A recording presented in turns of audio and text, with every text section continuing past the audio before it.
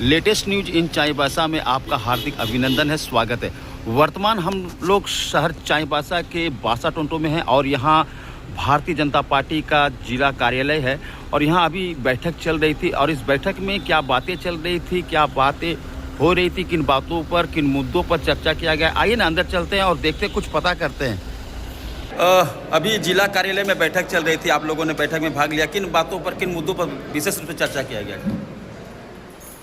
अभी भारत की ओर से देश के प्रधानमंत्री नरेंद्र मोदी जी जो पहलगाम में आतंकियों के द्वारा जो हमले का जो बदला लिया, उनके ऊपर में चढ़ाई करके, अटैक करके, और इस लड़ाई में सेनाओं का जो पराक्रम, सेनाओं का जी साहस और उसकी जो माने आक्रमण जिस गति और तेज के साथ में किया और उसको ध्वस्त कर दिया गया, पाकिस्तान का हौसला को, पाकिस्तान के घमंड को चूर कर दिया। यह देश के लिए गौरव की बात है, जिन्होंने पाकिस्तान जैसा देश आतंकवाद को पनाह दे रहा है, आतंकवाद को सरे दे रहा है, मदद कर रहा है, आतंकवाद को बढ़ावा दे रहा है। ऐसे लोगों को जवाब देने के लिए देश की ओर से प्रधानमंत्री आदरणीय नरेंद्र मोदी जी जो ये सफलतापूर्वक पुरुषार्थ के साथ में जो जवाब दिया है, जैसा का तैसा जवाब दिया है, ये इतिहास में एक पहला हुआ है जो देश के प्रधानमंत्री सटीक आतंकवादियों के ठिकानों को उड़ाने का काम किया है। देश के सेनाओं ने जो इसमें काम किया है, उन लोगों का आज हम इसे विजय के रूप में देखते हैं, देश के विजय के रूप में देखते हैं, सेनाओं के विजयों के जीत के रूप में देखते हैं।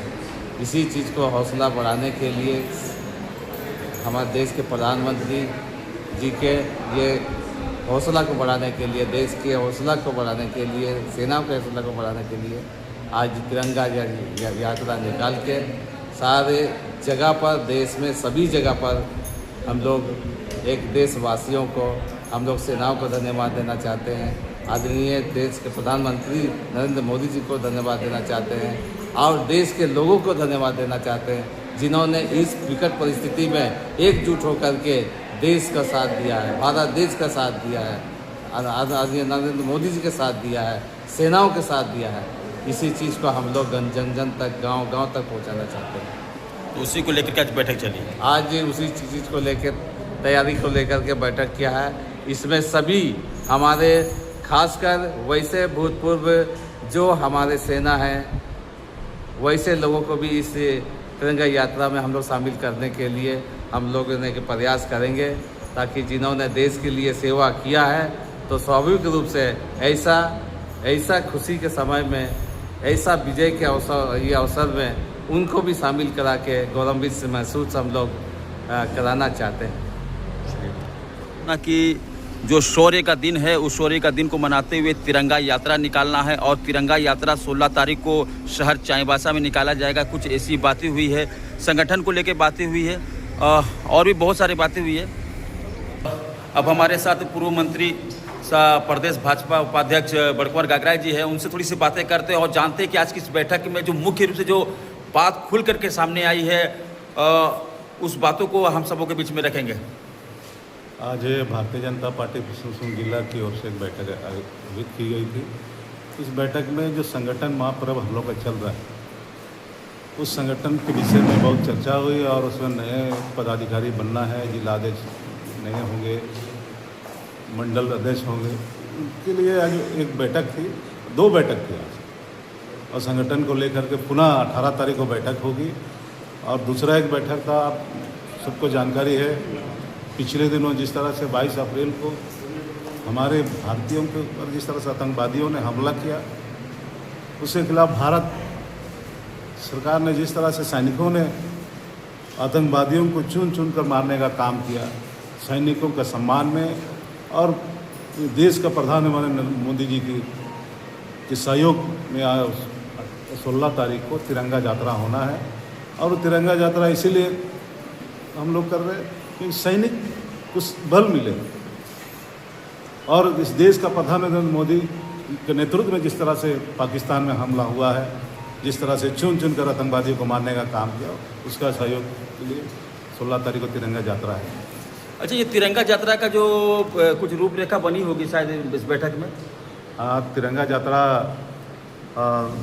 16 तारीख को सुबह 9 बजे से मतलब भगवान बिरसा मुंडा जी का जो स्थल है सरायकेला मोहरम जिसको होते हैं, वहाँ हम लोग सारे लोग इकट्ठा होंगे।